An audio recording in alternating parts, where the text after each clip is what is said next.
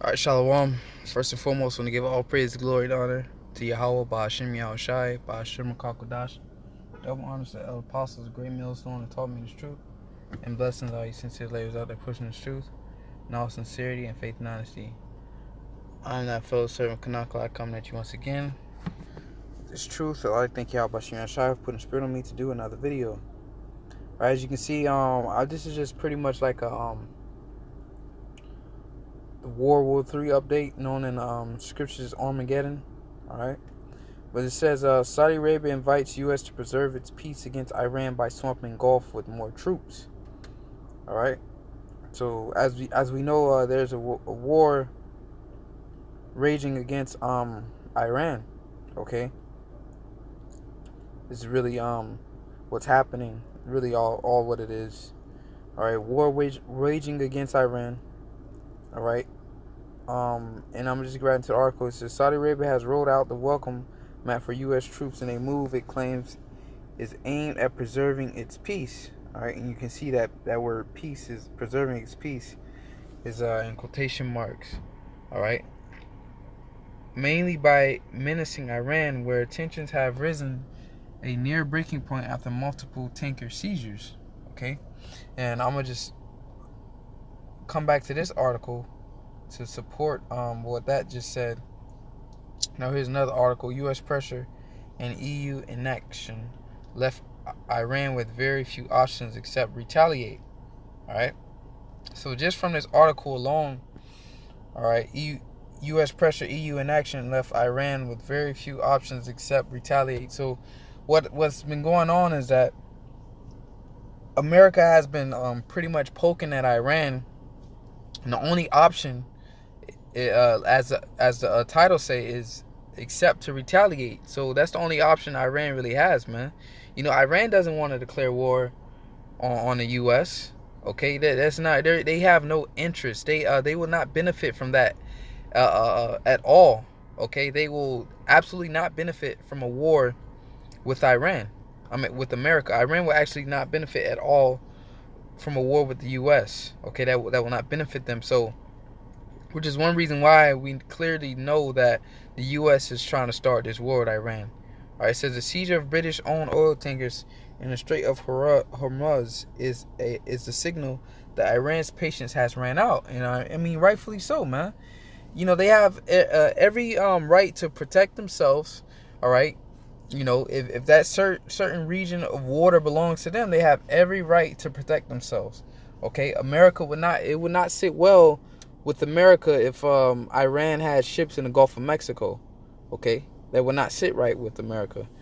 But here it is. America likes to with this propaganda, its media like to demonize other nations into thinking like they're the bad guys. So you have the people in the world to support the war. Okay. It says, due to European action for over a year after the U.S. pulled out from the nuclear deal, analysts told RT. Now, and that's another thing, too. The U.S. pulled out of that nuclear deal with Iran. It was a deal on the table, all right, I believe during the time of the Obama administration. Then when Trump comes in, he said, oh, I don't like that deal. He walks away from the deal. All right, so their intentions was never to bring forth peace, okay? As the scriptures say, he put his hand forth to be at peace with thee. All right, but you know, war was in his heart. You know, that was never the intentions, man. All right, they didn't want that deal to go through. So, cause why? Ultimately, they want to go to war with Iran. So, reading on, it says, prior to May, Iran exercised extreme restraint despite U.S. sanctions and its frustration with Europe's failure to offset the losses they caused. Hamad Mousavi, political science professor at the University of Tehran, said eventually Iran's patience ran out, but not before the U.S. made sure that Iran has very few options remaining. Okay? So they really had no options remaining. All right, there's really nothing they could do but protect themselves. You know, like they say, like a person will avoid a fight, continue to avoid a fight, you know, to the point where they just backed in the corner and they only left with one option. That option is to defend themselves. Okay. So reading on says, for a year, Tehran was not doing anything. It was abiding by the nuclear deal to the letter in hopes that the Europeans would come up with a form of a mechanisms like it. that would allow Iran to circumvent, all right, the U.S. sanctions. Circumvent means to overcome, all right? So to overcome U.S. sanctions, Mousavi said, by refusing to hold back any longer, Iran wants to send a clear signal to the U.K., but especially to the Americans, that Tehran has the means and the power to respond to pressure and to aggression. Iran's actions are also a response to the U.S. military buildup in the Middle East doorstep, Mousavi said. All right, so that's pretty much it. I'm going to read this last little part of this article. It says the U.S. might flex its military muscles in the Persian Gulf, but is likely not looking forward to entangling itself in a major war with Iran, especially with the U.S. presidential elections inching closer. In part, is because Iran has convinced the U.S. that it would never be a short, victorious war. Okay, and that's the scripture saying, "Let the weak say I am strong." All right, so Iran, Iran is not a major superpower like Russia or China, but Iran isn't a pushover either. Okay, Iran has a very large military. All right, Iran is like one of the most, if not the most, like sophisticated country in the Middle East, man. Okay. Iran is no pushover. Okay, so let me go back to this article. So you see why it says the tensions have risen as a near breaking point after multiple tank seizures. Okay, and that's the only option that they were left with to retaliate, man. Okay, it says King Salman has approved hosting U.S. forces in order to increase joint cooperation in defense of regional security and stability and to preserve its peace.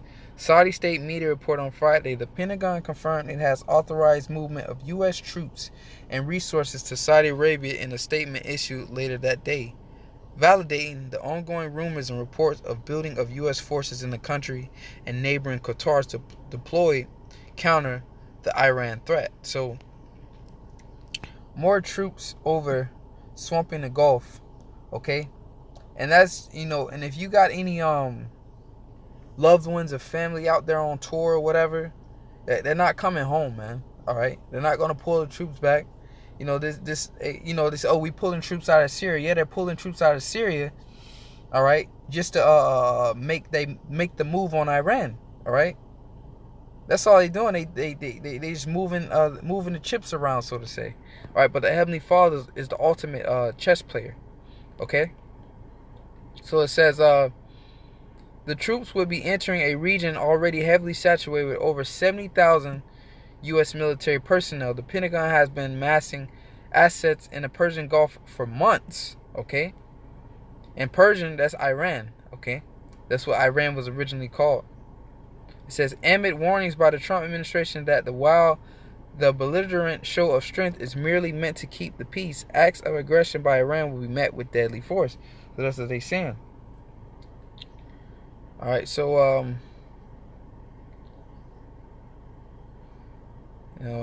let's see, get to the point here. I'll read this last part. It says the Iran threat has also been used to ram through $8.1 billion in arms sales to the Saudis without congressional approval, a move that raised some hackles in Washington due to Riyadh's ongoing bombing of Yemen. While the U.S. has ended its mid-air refueling of Saudi planes in that conflict, they continue to back the coalition fighting the Houthis, which has turned Yemen into what the UN calls the worst humanitarian crisis of the 21st century. All right, so pretty much what the U.S. does, man, they go into these countries, they try to speak to the leader of the country. The leader of the country doesn't want to agree with them. All right, so what they do, they try to make an agreement. Then if they can't, they try to overthrow them. All right, they send in the jackals and try to overthrow them. Then they probably might attempt an assassination of the president. And then what they do is they set up a once they get the president out of there, they assassinate him or whatnot, like they did Gaddafi in Libya. Once they do that, then they set up a puppet leader. And then, as it says, like in Yemen, all right, the UN calls the worst humanitarian crisis in the 21st century. So what happens is that once the U.S. invades a country, that puppet leader, that they set up does not have the best interest, all right, for the people.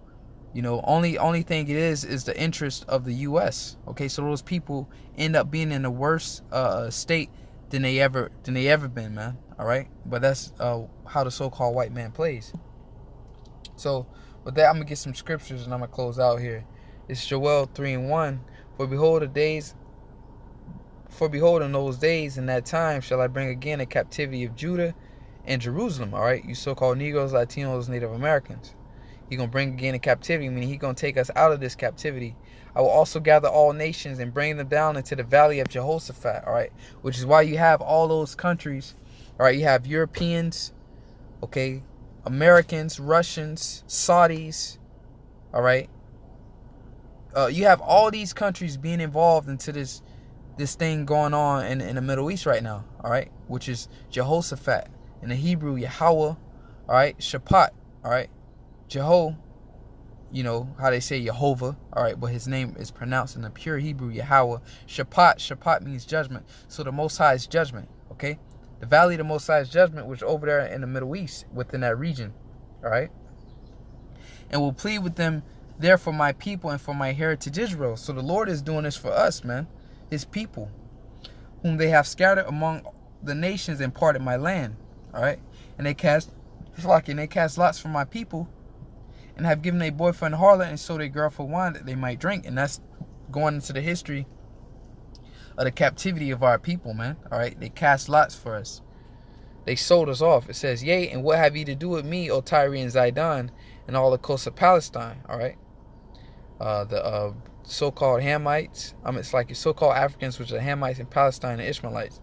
Will you render me a recompense? And if ye recompense me, swiftly and speedily will I return your recompense upon your head.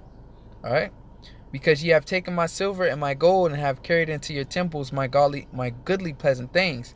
All right, also the actual physical things when they took us down as a nation, and also us, the people, man. All right, carried us away into their temples. The children of Judah and the children of Jerusalem have ye sold to the Grecians, all right, which is so-called white men, that ye might remove them far from their border. Behold, I will raise them up out of the place where ye have sold them, and will return your recompense upon your own head. All right, that's why you got brothers waking up all around the world, all right, proclaiming this war, all right, proclaiming the gospel, man.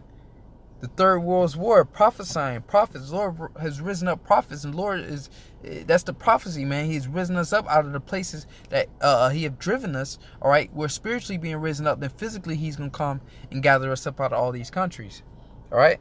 And I will set your sons and your daughters into the hand of the children of Judah, and they shall sell them to the Sabians, to a people far off, for the Lord has spoken it. So we're going to do the same thing as they done unto us, all right? We're going to put them into captivity.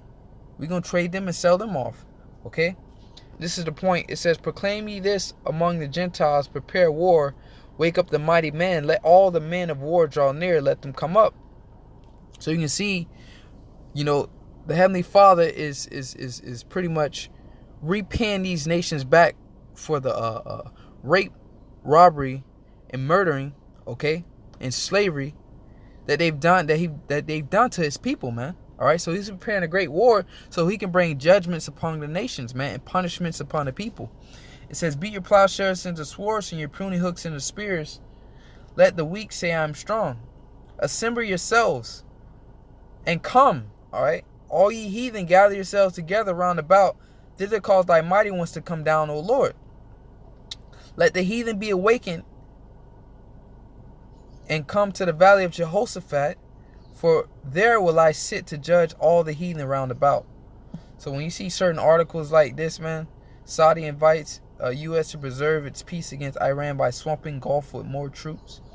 All right, it's going to come a time where, man, that whole region throughout there is going to be just flooded with troops, man, fighting against each other. All right, it's going to be the Third World's War. All right, and it's going to be a bloodbath out there. All right, the scripture spoke about this. So that, Lord willing, you edify. I will give all praise, glory, and honor to Yahweh Shem Yahshai. Double honor to all the apostles, the great millstone, taught me his truth, and blessings all you sincere labors out there pushing his truth. in all sincerity and faith and honesty. Shalom.